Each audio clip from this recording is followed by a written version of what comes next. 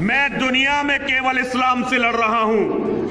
मेरी दुनिया केवल इस्लाम है। मैं पूरी धरती से इस्लाम को खत्म करना चाहता हूं, और वो केवल इसलिए खत्म करना चाहता हूं कि यदि इस्लाम को खत्म नहीं किया गया तो ये पूरी धरती खत्म होगी।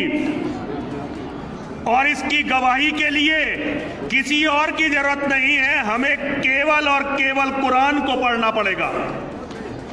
बहुत सारे लोग, अभी हमारे पूर्व वक्ता आचार्य जी कह रहे थे, वागीश जी, कि हिंदुओं के 4 दुश्मन हैं, लेकिन मैं समझता हूं कि हिंदुओं के केवल 3 दुश्मन हैं। एक हिंदू की अकर्मण्यता, एक हिंदू की कायरता और एक हिंदू का कमीनापन।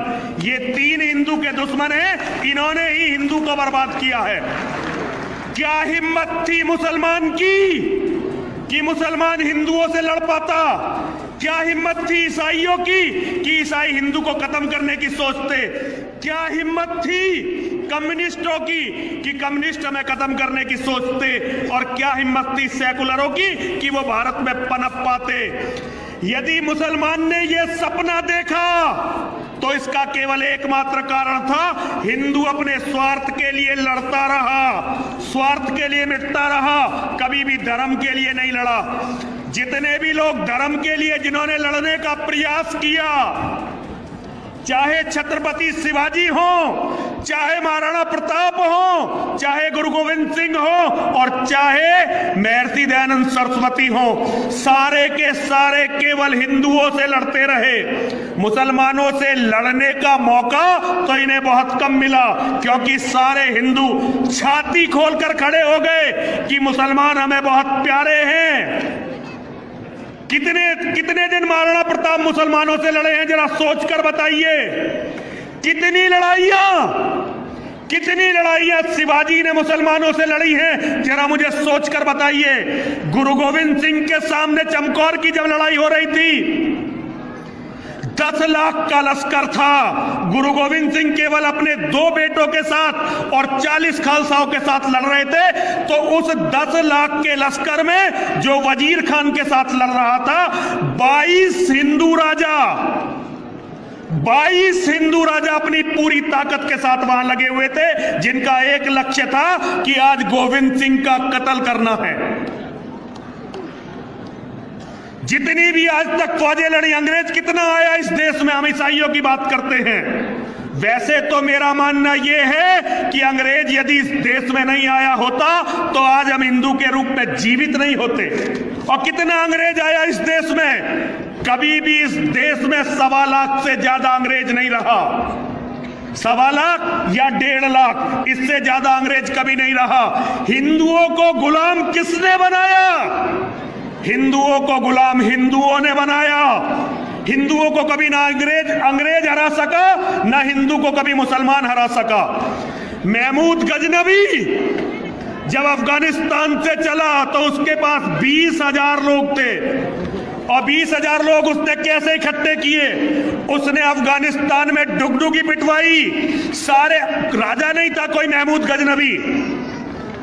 भारत पर राज करने से पहले इस्लाम का कोई राजा नहीं था। जिसे ये खलीफा कहते हैं, वो खलीफा केवल लुटेरों का सरदार हुआ करता था।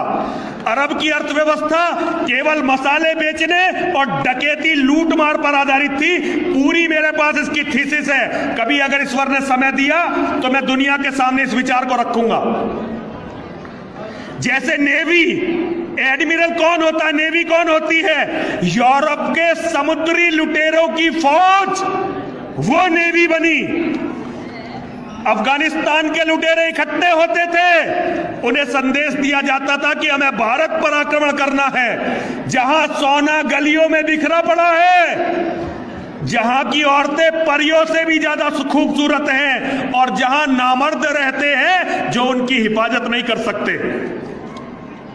महमूद गजनवी गारंटी देता था अपने सरदारों को कि तुम मेरे साथ भारत चलो, भारत में बहुत बड़ा वर्ग है जो तुम्हारे स्वागत के लिए खड़ा हुआ है। मुसलमानों की फौजें, लुटेरों की भूखी नंगी फौजें, उनके पास केवल तलवार हुआ करती थी और घोड़े हुआ करते थे। जब वो भारत को लूटने के लिए चलती थी तो यहां बहुत सारे राजा अपने पड़ोसी को हराने के लिए, अपने भाई को हराने के लिए, अपने साथी रिश्तेदारों को हराने के लिए उस फौज के साथ लग जाया करते थे। आज भी हम उसी मनोवृत्ति से लड़ रहे हैं। आज भी जो शासन है, आज भी शासन ना ईसाइयत से लड़ रहा है, ना इस्लाम से लड़ रहा है, ना कम्युनिज्म से लड़ रहा है। जहां भी कहीं अत्याचार हो रहा होगा तो केवल और केवल हिंदू संगठनों पर हो रहा होगा। जब तक हिंदू अपने धर्म को नहीं समझेगा, जब तक हिंदू अपने धर्म को नहीं मानेगा। अच्छा, हिंदुओं की बात तो छोड़ो, मैं आर्य समाजियों से पूछना चाहता हूं, यहां सनातनियों में तो केवल मैं ही हूं। सनातन धर्म का मानने वाला ये कह सकता है कि उसे तो पता ही नहीं है कि धर्म क्या है, क्योंकि सनातन धर्म के मंदिरों में अभी बात चल रही थी कि मंदिरों का ट्रस्ट इस सरकारों के पास है। अरे ये बताओ, जो ट्रस्ट सरकारों के पास नहीं है उन्होंने क्या कर लिया, उन्होंने क्या करके दिखा दिया। सनातनियों को कभी चाणक्य के बाद, जगत गुरु शंकराचार्य के बाद कोई बताने वाला आया ही नहीं कि तुम्हारा धर्म क्या है। उन्होंने तो केवल मंदिर में घंटी बजाकर लोगों का मूर्ख बनाकर केवल पूजा पाठ आडंबर के माध्यम से धनोपार्जन को ही धर्म समझा है। लेकिन महर्षि दयानंद सरस्वती को आए हुए अभी कितना समय हुआ है? कुछ भी समय नहीं हुआ। और महर्षि दयानंद सरस्वती के बाद स्वामी श्रद्धानंद जी जैसे महात्मा का भी मार्गदर्शन आर्य समाज को मिला। लेकिन आज आर्य समाज की क्या दुर्दशा है, जो हिंदू समाज के अवगुण थे उनमें से ऐसा कौन सा अवगुण है जिससे आज आर्य समाज बचा हुआ है? संस्थाओं पर कब्जा करना, एक दूसरे को चोर बताना, मंचों पर इस्लाम और ईसाइयत के खिलाफ कुछ न बोलना, जमीन पर कोई आंदोलन खड़ा न करना, केवल चुटकुले छोड़ना। मैं क्षमा चाहता हूं, यह मंच ऐसा नहीं है, लेकिन आज आर्य समाज के नाम पर भी वही हो रहा है जो पाखंडी सनातन के नाम पर कर रहे थे। जिस पाखंड से लड़ने के लिए महर्षि दयानंद सरस्वती खड़े हुए, मैं देवी मंदिर का महंत हूं, लेकिन मैं छाती ठोक कर कहता हूं कि मेरी धर्म की लड़ाई की सबसे बड़ी प्रेरणा यदि कोई है तो वह सत्यार्थ प्रकाश है। मैंने सत्यार्थ प्रकाश को पढ़कर धर्म के लिए लड़ना सीखा। सत्यार्थ प्रकाश कहता है, एक बेटे के होने से तो बेटे का ना होना अच्छा है। कितने आर्य समाजी हैं आज जिनके 2 बेटे हैं? मैं सबकी बात नहीं कर रहा, लेकिन जनरली जिस बीमारी से आज से आर्य समाज के जन्म से पहले जिस बीमारी से सनातन धर्म ग्रस्त था, आज आर्य समाज भी उस बीमारी से ग्रस्त या तो हो चुका है या होने जा रहा है। जो समाज आत्मचिंतन नहीं करता और जो समाज प्रगति की तरफ नहीं चलता, वो समाज नष्ट हो जाता है। इस्लाम नष्ट होगा जरूर।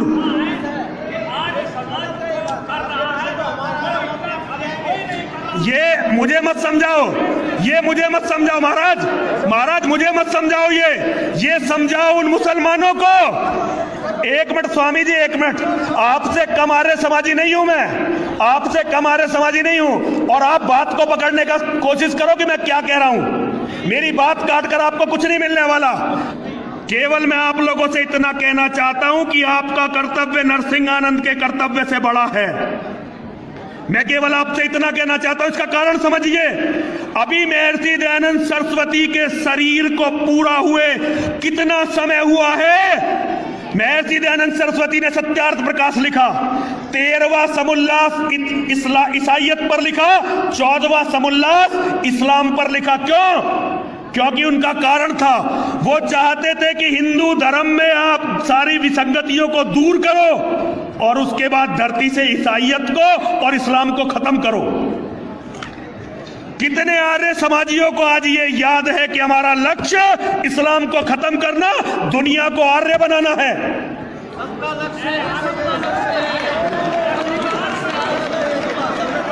लक्ष्य कहने से साधन नहीं होते, लक्ष्य कर्मों में दिखाने पड़ते हैं। लेकिन देश इस्लामिक राष्ट्र बनने के कगार पर है। यदि मुसलमानों की जनसंख्या को नहीं रोका आप लोगों ने और अपनी जनसंख्या को नहीं बढ़ाया तो 10 साल बाद इस देश का प्रधानमंत्री मुसलमान होगा और दुनिया याद रखेगी कि नरसिंहानंद जब आर्य समाज के सम्मेलन में आया और इस बात को कहना चाहता था तो आर्य समाज के सन्यासियों ने खड़े होकर नरसिंहानंद का विरोध किया था।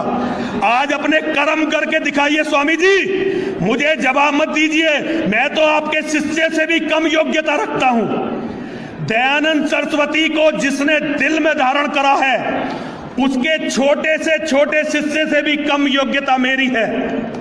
लेकिन मैं ये कहना चाहता हूं, यदि देश पर इस्लाम का कब्जा हुआ, यदि इस धरती पर इस्लाम का कब्जा हुआ तो दयानंद सरस्वती को जाकर क्या मुंह दिखलाओगे, ये सब सोच लेना। सबको प्रणाम करता हूं, गलत कहा नहीं मैंने कुछ, लेकिन अगर बुरा लगा तो क्षमा भी चाहता हूं।